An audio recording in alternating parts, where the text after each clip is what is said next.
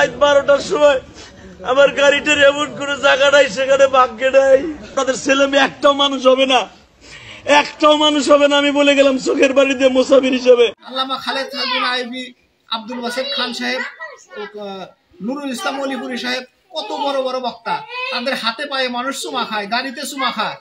এই বক্তার গাড়ির গ্লাস কেন ভাঙে মানুষ? দেশ এবং দেশের বাহির থেকে যাহারাই ভিডিওটি দেখতেছেন তাহাদের কাছে আমাদের হাত জোর করে রিকোয়েস্ট, আপনারা প্রত্যেকে ভিডিওটি একবার করে শেয়ার করেন। তার কারণ বিশ্ব বাটপার চোরকে শনাক্ত করার জন্য, বাংলার জমিনে চোর শনাক্ত করার জন্য, বাটপার শনাক্ত করার জন্য, ধর্ম ব্যবসায়ীদের শনাক্ত করার জন্য আপনারা ভিডিওটি একটিবার হলে শেয়ার করেন, সারা পৃথিবীতে ভিডিওটি ছড়িয়ে দেন।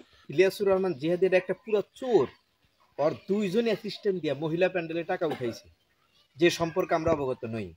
ও এরকম চুরি করে মানুষের কাছ থেকে টাকা উঠায়। আমাদের মসজিদের ইমাম সাহেব, আপনি তো জানেন যে কথাগুলো বললাম, এই কথাটা সত্য বললাম না মিথ্যা বললাম? সব বলাই সত্য।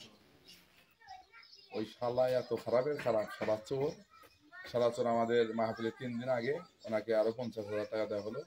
বলছে তো বাস্তা ফিরুল্লাহ, আমি সিরাজগঞ্জ 90,000 টাকা নিচে প্রোগ্রাম করি না। আমাদের মাহফিলে এসে উনি কিভাবে মহিলা প্যান্ডেলে ঢুকে ড্রাইভারকে ঢুকে টাকা কালেকশন করে। আমাদের কথা ছিল 10টায়, উনি কিভাবে 9টার সময় টেজে উঠে আমাদের মাহফিলে কালেকশন নষ্ট করে দেয়। ওনার সাথে কন্ট্যাক্ট ছিল 70,000 টাকা, উনি কিভাবে 90,000 টাকার কম আমাদের মাহফিলে আসে। হাসিনাকে তখন বলেছে শাশুড়ি, আর এখন শেখ হাসিনাকে বলে জালিম। ইনি হলো আওয়ামী লীগের পেতাত্তা, এই বক্তা। উনি একজন ধর্ম ব্যবসায়ী, উনি হাসিনার দালাল।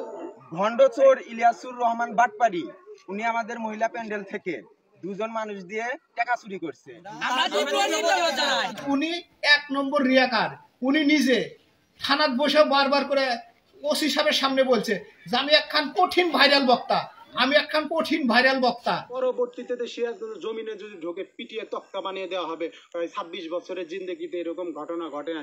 26 বছরের জিন্দেগিতে তোর মতো বাটপার আসলে সাইজ করতে পারে না, যেটা সিরাজগঞ্জ পারে। সিরাজগঞ্জের জমিনে আলেম ওলামাকে সম্মান করতে জানে, জাহেলকে সাইজ করতে ভালোভাবে জানে। আমাদের এখানেও বলে গেছে যে আমি এই গত 3 দিন আগেও বঙ্গভবনে প্রধান উপদেষ্টার সাথে আমরা রাষ্ট্রীয় ব্যাপারে সংলাপ করলাম। আল্লামা মামুনুল হকের সাথে, খালিদ হাসানের সাথে ইনি বারবার করে এগুলো বলছে যে আমরা রাষ্ট্রীয় ব্যাপারে প্রধান উপদেষ্টার সাথে সবসময় ওঠা বসা করি। এত বড় মিথ্যা কথা। এবং পাবনা যায় কোরআন শরীফ হাতে নিয়ে উনি বলছে যে দৃষ্টান্তমূলক শাস্তি ব্যবস্থা করছে।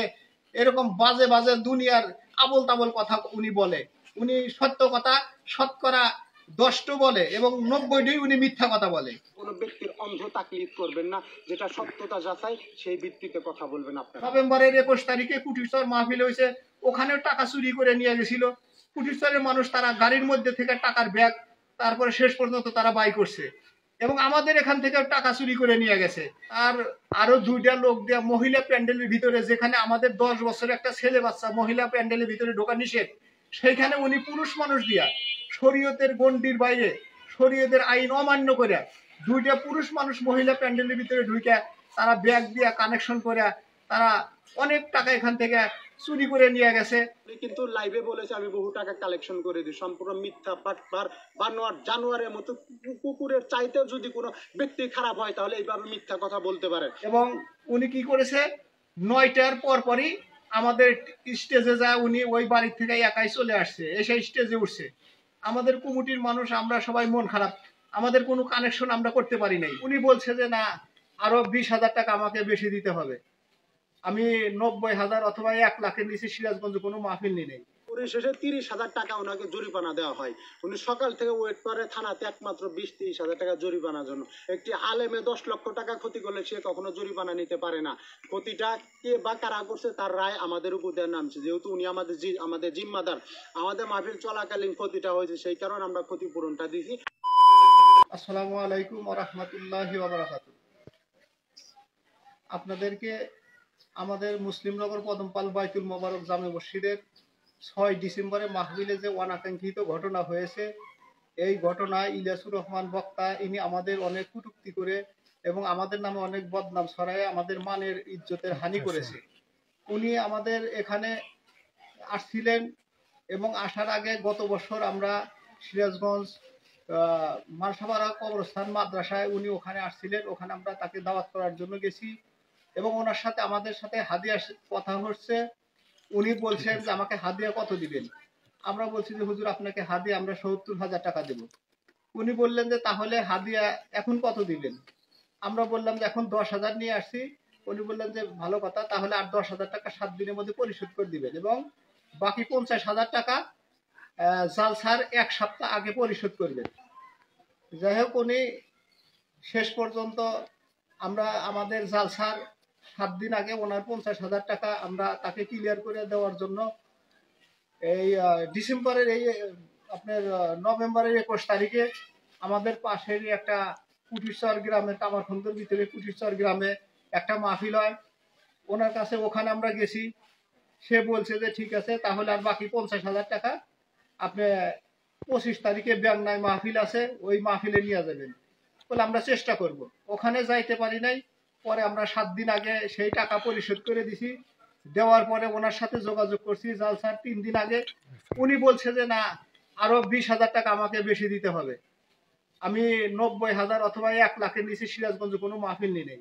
ওরা বললে হুজুর দেখেন আপনি একটা বড় আলেম, আপনি মিথ্যা কথা বলেন না, আপনার সাথে তো কথা হয়েছে আমাদের ৭০,০০০ টাকা, আপনি বলতেছেন আরো ২০,০০০ টাকা বেশি, এটা আমাদের কাছে অসম্ভব।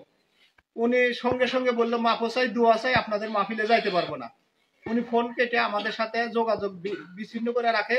শেষ পর্যন্ত আমরা কোনো উপায় না পেয়ে ওনার ড্রাইভারের সাথে আমাদের যোগাযোগ ছিল, তার নাম্বার রাখছিলাম, তার ড্রাইভারের সাথে যোগাযোগ করলাম। ড্রাইভার বললো আচ্ছা ঠিক আছে, দেখি আমি হুজুরের সাথে কথা বলি। আমরা অনেকবার হুজুরের কাছে ফোন দিয়ে আমাদের ফোন উঠায় না। ড্রাইভার শেষ পর্যন্ত আমাদের সাথে যোগাযোগ করলো যে আপনার ১০,০০০ টাকা দেন, আমি যেমন করে ওর হুজুরের সাথে নিয়ে আপনাদের মাহফিলে যাব। আমরা আবার ফের বাধ্য হইয়া অনেক কষ্ট করে এই ১০,০০০ টাকা আবার বিকাশে তার মোবাইলে পাঠিয়ে দিই। শেষ পর্যন্ত উনি যখন ডিসেম্বরের ৬ তারিখে আমাদের এখানে এসার আগে আসেন, আসার পরে উনি এসেই তো আমাদের উপর ওই রকম গরম। সিরাজগঞ্জ শহর থেকে আমার এক বড় ভাই হেলাল উদ্দিন তাকে গাইড দিয়ে নিয়ে আসছে সুন্দর রাস্তায়। সিরাজগঞ্জ শহর থেকে মসজিদ পর্যন্ত ১ ইঞ্চি জায়গা কাঁচা নাই। উনি মাইক্রো নিয়ে প্রাইভেট কার নিয়ে আসছে। আসার পরে উনি বলতেছে আমাকে কোথায় নিয়ে আসলেন, এটা তো চর এলাকায়।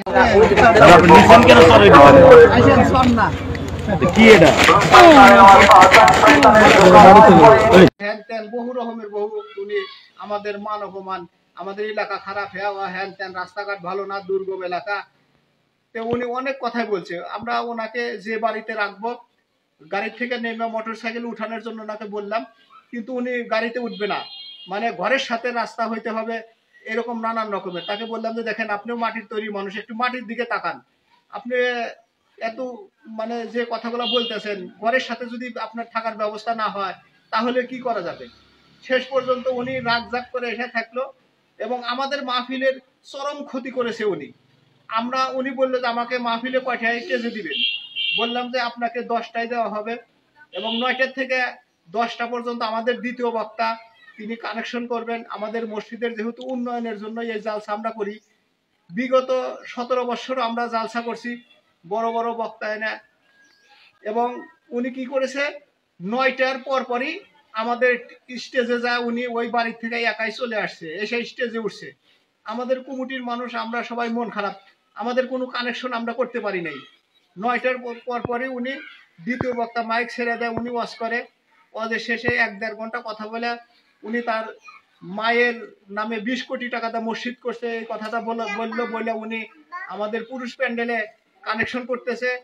আর আমরা জানি না, আমাদের জানার বাইরে উনি কি করছে, তার আরো ২টা লোক দেয়া মহিলা প্যান্ডেলের ভিতরে, যেখানে আমাদের ১০ বছরের একটা ছেলে বাচ্চা মহিলা প্যান্ডেলের ভিতরে ঢোকা নিষেধ, সেইখানে উনি পুরুষ মানুষ দিয়া শরীয়তের গণ্ডির বাইরে, শরীয়তের আইন অমান্য করে ২টা পুরুষ মানুষ মহিলা প্যান্ডেলের ভিতরে ঢুকে তারা ব্যাগ দিয়া কানেকশন করে তারা অনেক টাকা এখান থেকে চুরি করে নিয়ে গেছে। আমরা এটা পরে শুনলাম এবং আমরা যখন উনি মোনাজাত করে দিছে, আমরা টাকা পয়সা যে ওগুলা নিয়ে গোনার জন্যই করতেছি। এরই মধ্যে পোলাপান বলল যে হুজুরের গাড়ি ভাঙছে। তাড়াতাড়ি করে এখানে আসলাম। আসার পরে উনি তো অনেক কথা বললো, অভিশাপ করলো যে এরকম কমিটির লোকই এই কাজ করছে, কমিটির একটা লোক আসে না, যে কাজী সাহেব আমাকে নিয়ে আসছে আমি সেই কাজী সাহেব। আমি মাহফিল পরিচালনা করি ১৭-১৮ বছর ধরে, আমার এই মসজিদের মাহফিল। তারপরে উনি আমাদের ২ থেকে ২.৫ লক্ষ টাকা রাত্রে কানেকশন হয়, সেই কানেকশনটা উনি ওনার জন্য আমাদের হয় নাই, এবং আমাদের গ্রাম এলাকার জন্য অভিশাপ করছে এবং অনেক রকমের বাজে কথা বলছে, বদদোয়া করছে, 1 কোটি টাকা হইলেও দেখে দিবে। এরকম উনি কত বড় নির্লজ্জ উনি, যে ওনার এই কয়েকটা গ্লাস ভাঙছে পোলাপান, আজও পর্যন্ত আমরা জানি না কে বা কাহারা ভাঙলো। যেহেতু নভেম্বরের 21 তারিখে কুটিরচর মাহফিল হয়েছে, ওখানেও টাকা চুরি করে নিয়ে গেছিল কুটিরচরের মানুষ, তারা গাড়ির মধ্যে থেকে টাকার ব্যাগ তারপরে শেষ পর্যন্ত তারা বাই করছে, এবং আমাদের এখান থেকে টাকা চুরি করে নিয়ে গেছে। আমরা 7 থেকে 8 লক্ষ টাকা খরচ করে অ্যারেঞ্জমেন্ট করছি, আর সেই জায়গা থেকে উনি ওনার মাদ্রাসার জন্য, মসজিদের জন্য টাকা এরকম চুপে চুপে এরকম উঠায় নিয়ে যায়। এটা আমাদের জন্য কত ক্ষতিকারক। আমাদের 2-2.5 লক্ষ টাকা মাহফিলের ক্ষতি করছে, এবং উনি বলছে যে গ্লাসগুলো ভাঙছে। উনি বারবার করে মহিলাদের মধ্যে ফোবায়া ফোবায়া কান দেওয়ার বলে যে আমার এই গ্লাসের দাম 1.5 লক্ষ টাকা, ওই গ্লাসের দাম 1,80,000 টাকা, ওই গ্লাসের দাম এত টাকা, 4 থেকে 5 লক্ষ টাকার গ্লাস নাকি আমাদের ছেলেরা ভাঙছে। উনি এটা দাবি করলে একটা আলেম মানুষের কত বড় মিথ্যা কথা। শেষ পর্যন্ত উনি মাত্র 30,000 টাকার জন্য রাত 11:30টার পর থেকে রাত 3:30টা পর্যন্ত গাড়ির কাছে কষ্ট, কতগুলো মানুষকে কষ্ট দিছে দাঁড়ায় থেকে থেকে। আমরা বলি যে ঠিক আছে হুজুর, আপনি মসজিদের ভিতরে অথবা কোনো বাড়িতে বসেন, তারপরে আইনের লোককে আমরা জানাই, তারা আসুক, জিনিসটা ঘটনা তদন্ত করুক। শেষ পর্যন্ত উনি 30,000 টাকা এই মসজিদের থেকে জরিমানা নেওয়ার জন্য 12টার দিকে থানাত বসছে, এবং 2:30টার দিকে থানার থেকে উঠছে মাত্র 30,000 টাকার জন্য। তদন্ত ওসি সাহেব এবং ওসি সাহেব তারা কারখানায় কাকরাইলে ফোন দিয়ে তারা সঠিকভাবে জানলেন। উনি দাবি করছিল থানার যে 2,40,000 টাকা গ্লাস, তারা প্রমাণ পাইল যে ওখানে বাংলা গ্লাস নিলে 18 থেকে 20,000 টাকা এবং জাপানি গ্লাস নিলে 30,000 টাকা। শেষ পর্যন্ত 30,000 টাকা আমাদের কাছ থেকে উনি এটা গ্রহণ করলো, এইটা নিল মানের ইজ্জত তার এই কয়েকটা টাকার জন্য। আর উনি 1 নম্বর রিয়াকার। উনি নিজে থানাত বসেও বারবার করে ওসি সাহেবের সামনে বলছে যে আমি একখান কঠিন ভাইরাল বক্তা, আমি একখান কঠিন ভাইরাল বক্তা। তার মানে উনি রিয়াকার, উনি নিজের প্রশংসা নিজেই করে, মানুষের মধ্যে উনি পড়ে না। ওনার নাম ইলিয়াসুর রহমান জিহাদি। আসলে জিহাদি বলা যাবে না। কিসের জন্য? যারা ইসলামের জন্য জিহাদ করে তাদেরকে জিহাদি বলা যায়। উনি তো আসলে জিহাদি না, উনি হলেন সম্পদের পাহাড় করার জন্য, মানুষের কাছ থেকে টাকা লুটপাটের করার জন্য, সম্পদ গড়ার জন্য উনি জিহাদ করতেছে। উনি তো আসলে ইলিয়াসুর রহমান জিহাদি না, উনি হলো গোপালী বক্তা। এই গোপালী বক্তা ওই আমলে একজনের ছাপাই গাইছে, এখন জামাতের পাও ধরে করতেছে। উনি তো এরকম একটা খারাপ মানুষ, আলেম কুলের আলেমদের ইজ্জত নষ্ট করতেছে। তার কারণ তো অনেক আলেম আছে, তারা এখানে বিগত বছরে 16-17 বছর আমরা জালসা করি। আল্লামা খালেদ সাহেবুল্লাহ আইবি, আব্দুল ওয়াসেদ খান সাহেব, বগুড়ার বজলুর রশিদ সাহেব, নাটোরের মাওলানা জাকারিয়া সাহেব এবং বড় বড় বক্তারা এখানে এসে ওয়াজ মাহফিল করছে। আজও পর্যন্ত কোনো বক্তা এখানে এটা বলতে পারবে না আমরা বক্তাদের সম্মান করি, ইজ্জত করি, অথচ উনি বক্তাদের ইজ্জত নষ্ট করছে। এই জন্য আমরা বিচার চাই বিশ্ববাসীর কাছে যে এই সমস্ত নামদারি বক্তা, এরকম বাজে বক্তা, ব্যবসায়ী বক্তা, যারা জনগণের থেকে গলাত পাড়া দিয়ে টাকা নেয়, টাকা কামাই করে, এইগুলা বক্তাকে আপনারা পরিহার করুন, বয়কট করুন। এই সমস্ত বক্তা দিয়ে কেউ ওয়াজ মাহফিল করবে না। আমাদের মসজিদের ইমাম সাহেব, আপনি তো জানেন যে কথাগুলো বললাম, এই কথাটা সত্য বললাম না মিথ্যা বললাম? সবগুলাই সত্য। আপনি কি বলেন? আপনি মসজিদের কেশিয়ার, যে সে আমাদের গ্রাম এলাকার ইজ্জত নষ্ট করছে, ক্ষতি করছে, এবং 2-2.5 লক্ষ টাকা রাত্রে কানেকশন হয়, সেই কানেকশনটাও সে করতে দেয় নাই, নষ্ট করে দিছে। দ্বিতীয় বক্তার কানেকশন করতে দেয় নাই। 9টায় সে প্রোটেকশন ছাড়া একাই অন্যের বাড়ি থেকে চুপে চুপে একাই যা টেজে উঠছে, এবং আমাদের অনেক প্রশংসা করছে, শেষ পর্যন্ত আমাদের দুর্নাম করছে। এই কথাটা কি সত্য না মিথ্যা? এই জন্য আমরা বিশ্ববাসীর কাছে এই ব্যবস্থা চাই। আর উনি যে কর্মকাণ্ড গোনা করছে, আল্লাহ যেন তার ব্যবস্থা করে। সবার কাছে আকুল আবেদন, এই বক্তাকে নিষিদ্ধ করার জন্য। এই বক্তাকে দিয়ে কেউ ওয়াজ মাহফিল করবেন না। আমরা এর আগে অনেক শুনছি, বিশ্বাস করি নাই, কিন্তু এইবার আমরা স্বচক্ষে নিজে এগুলো আমরা দেখলাম। আমাদের এখানেও বলে গেছে যে আমি এই গত 3 দিন আগেও বঙ্গভবনে প্রধান উপদেষ্টার সাথে আমরা রাষ্ট্রীয় ব্যাপারে সংলাপ করলাম। আল্লামা মামুনুল হকের সাথে খালিদ হাসানের সাথে ইনি বারবার করে এগুলো বলছে এই যে আমরা রাষ্ট্রীয় ব্যাপারে প্রধান উপদেষ্টার সাথে সবসময় ওঠা বসা করি, এত বড় মিথ্যা কথা। এবং পাবনা যায় কোরআন শরীফ হাতে নিয়ে উনি বলছে যে দৃষ্টান্তমূলক শাস্তি ব্যবস্থা করছে, এরকম বাজে বাজে দুনিয়ার আবল তাবল কথা উনি বলে। উনি সত্য কথা শতকরা 10টো বলে এবং 90টি উনি মিথ্যা কথা বলে। এই বক্তার খোঁজ খবর তো আমরা এত আগে জানি না, এবং আমরা দেখছি বিগত সময়ে এই বক্তা এরা তো যারা ক্ষমতায় ছিল তাদের এরকম সাথে দুধ কলা খাইতো, তাদের নামে কোনো মামলা মোকদ্দমা নাই। আর সব বড় বড় আলেম ওলামা, আল্লামা মামুনুল হক সাইদি সাহেব, এরকম বড় বড় আলেম ওলামা অনেক শহীদ হয়ে গেছে, অনেকে জেল জুলুম খাটছে। খালেদ সাইফুল্লাহ আইবির মতো একজন এত বড় দিনদার পরহেজগার ওলি আল্লাহ বলা চলে, তার মতো মানুষ সে একটা বছর টানা জেল খাটছে। এই সময় ইনি রাষ্ট্রের দুধ কলা খাইছে, তার নামে কোনো মামলা মোকদ্দমা নাই। ইনি হলো আওয়ামী লীগের পেতাত্তা এই বক্তা। এখন এসে তিনি জামাতের সাবাই যেতেছে, আসলে তো ইনি গোপালী।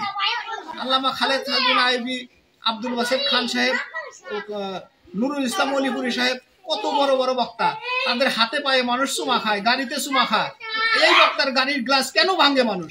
এইরকম বাজে বক্তা, এই জন্য তাকে নিষিদ্ধ করা উচিত। এবং আমরা যখন তাকে দাওয়াত দিই তখনও তো উনি অনেকবার বলছে যে আমার ঢাকার বুকে কোন বক্তা আছে, আমার ঢাকার বুকে 6টা-7টা ফ্ল্যাট, শরীয়তপুরের কথা বলছে, তার কি আছে? সে তাকে এলাকা ভাড়া একটা বাসায় থাকে, আর আমার নিজস্ব ফ্ল্যাট আছে 6-7টা, এরকম গর্ব করে উনি বলে।